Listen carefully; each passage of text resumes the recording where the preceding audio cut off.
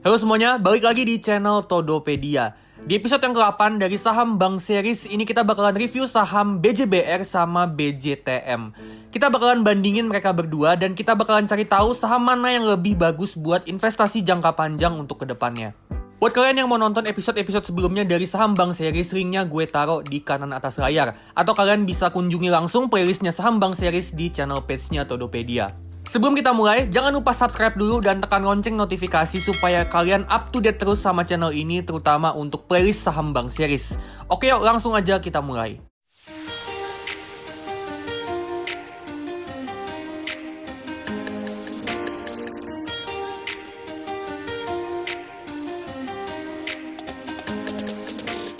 Oke, pertama kita lihat dulu nih gimana performanya saham BJTM sama BJBR.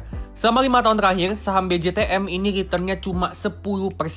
Artinya per tahunnya kurang lebih cuma dapat 2% return. Sedangkan saham BJBR bahkan lebih parah ya, minus 34% selama 5 tahun terakhir. Jadi BJTM sama BJBR ini 5 tahun terakhir performanya sama-sama jelek banget. Tapi ini cuma masa lalu ya, nggak ada jaminannya sama sekali di masa depan performanya bakalan sama. Jadi data ini nggak bisa kita jadiin satu-satunya patokan. Sedangkan untuk dividennya, BJTM sama BJBR ini saham yang punya dividen yield yang tinggi, di kisaran 5-10% yield. Untuk BJTM, yieldnya ini cenderung lebih stabil ya daripada BJBR yang cenderung lebih fluktuatif. Tapi dua-duanya sama-sama bisa kasih dividen yang gede, dan mereka berdua emang kasih profit itu lebih banyak dari dividen daripada capital gain. Nah, sekarang kita bandingin asetnya mereka berdua. Per kuartal keempat tahun 2022, asetnya BJBR itu sebesar 181 triliun rupiah.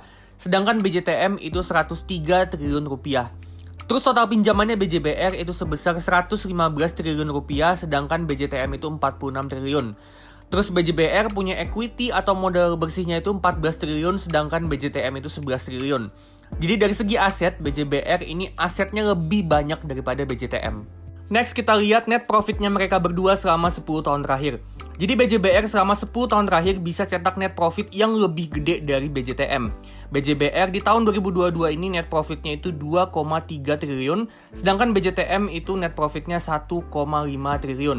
Tapi BJTM ini punya tingkat growth yang lebih gede daripada BJBR. BJBR itu rata-rata net profitnya tumbuhnya 6,8% tiap tahun, sedangkan BJTM itu rata-rata tumbuhnya 7,8% tiap tahun. Terus kalau kita perhatiin lebih detail ya, trennya ini agak beda antara BJTM sama BJBR. BJTM ini pertumbuhannya cenderung konsisten dari tahun ke tahun selama 10 tahun terakhir, sedangkan untuk BJBR nih, dari tahun 2012 sampai tahun 2017 ini laba bersihnya cenderung stagnan. Terus mulai tumbuh pesat dari tahun 2018 sampai sekarang. Sekarang kita bandingin performanya BJTM sama BJBR. Dari segi profitability, BJBR punya margin bunga bersih atau net interest margin 5,9%, lebih tinggi daripada BJTM di 5,1%. Terus return on equity-nya BJBR 15,5%, lebih gede daripada BJTM yang ada di 13,4%. Jadi dari segi kemampuan cetak profit, BJBR ini lebih bagus daripada BJTM. Next, untuk efisiensi beban bunga, ini cost of fund-nya BJTM 2,6%, lebih kecil daripada BJBR yang ada di 3,2%. Artinya beban bunga yang dibayar BJTM ke nasabahnya itu lebih kecil daripada BJBR. Nah ini tuh karena BJTM punya rasio CASA atau rasio dana murah yang lebih gede daripada BJBR. BJTM ini 61%, BJBR 42%. Nah ini ngebuat BJTM itu beban bunganya jadi lebih kecil. Jadi dari segi efisiensi beban bunga, BJTM menang dari BJBR. Next, untuk non-performing loan atau persentase kredit macet, BJBR ada di 1,2%, ini unggul cukup jauh dari BJTM yang ada di 2,8%. Perlu kita ingat kalau non-performing loan itu makin kecil makin bagus, artinya makin sedikit kredit yang macet. Nah, BJBR ini unggulnya jauh banget dari BJTM, tapi menurut gua ini masih cukup oke asalkan masih di bawah 4%. Next, untuk loan to deposit ratio, BJBR ini cukup bagus ada di 85%, sedangkan BJTM ini masih kurang cuma 56%. Artinya BJTM ini masih kurang banyak nyalurin kreditnya. Idealnya loan to deposit ratio itu ada di range 70-90%. Jadi untuk loan to deposit ratio, BJBR lebih unggul.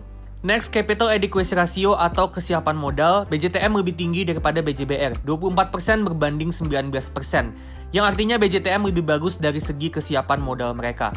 Terakhir untuk cost to income ratio, BJTM ini jauh lebih kecil daripada BJBR, 38% berbanding 70%. Yang artinya BJTM ini jauh lebih efisien dari segi biaya operasionalnya. Next kita lihat valuasinya. Untuk price to book value, BJTM ada di 0,96 kali, sedikit lebih murah daripada BJBR di 0,98 kali.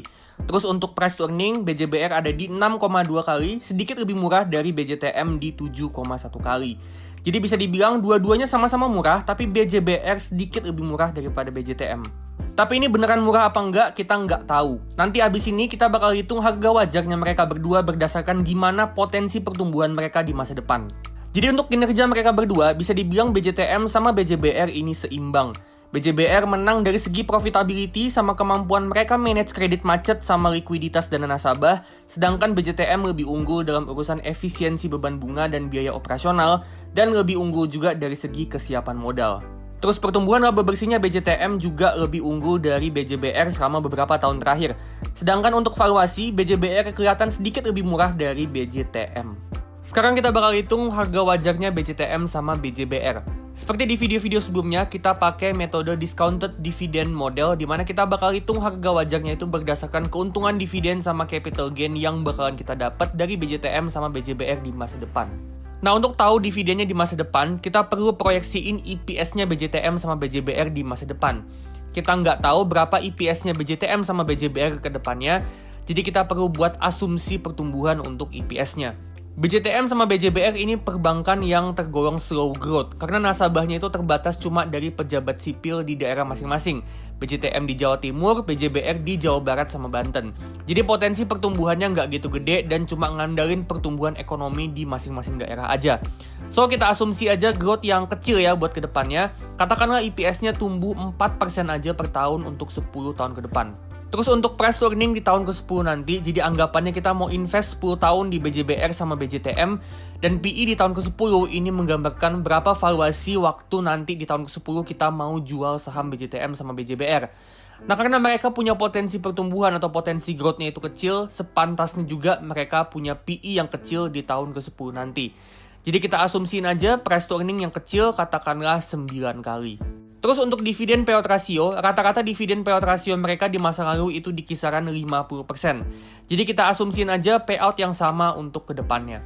Terakhir untuk return on investment, kita mau return 15% per tahun untuk BJBR sama BJTM supaya kita bisa menang jauh dari returnnya IHSG. Nah, dengan asumsi ini kita dapat harga wajarnya BJBR itu ada di 1.378 sedangkan BJTM ada di 642. Jadi untuk BJTM ini harga sekarang udah over value dengan margin of safety minus 14%. Artinya harganya udah kemahalan 14% dari fair value-nya. Sedangkan untuk BJBR ini margin of safety-nya tipis banget ya, cuma 0,9%. Artinya harganya bisa dibilang pas ada di fair value-nya. Jadi dengan kondisi fundamental yang kurang lebih setara, BJBR ini jadi saham yang lebih bagus buat buy untuk invest jangka panjang karena valuasinya yang lebih murah dibanding BJTM. Jadi di harga sekarang, kalau mau beli buat tujuan investasi jangka panjang, overall BJBR ini lebih bagus daripada BJTM. Oke, itu dia ya, BJTM versus BJBR. Kalau kalian punya opini lain, boleh banget share di kolom komentar supaya bisa jadi insight buat gua sama viewers yang lain. Disclaimer ya, ini bukan ajakan jual beli tapi cuma analisa sama opini dari gua aja. Keputusan di tangan masing-masing dan tetap do your own research. Oke, gua pamit dulu dan sampai ketemu di video selanjutnya.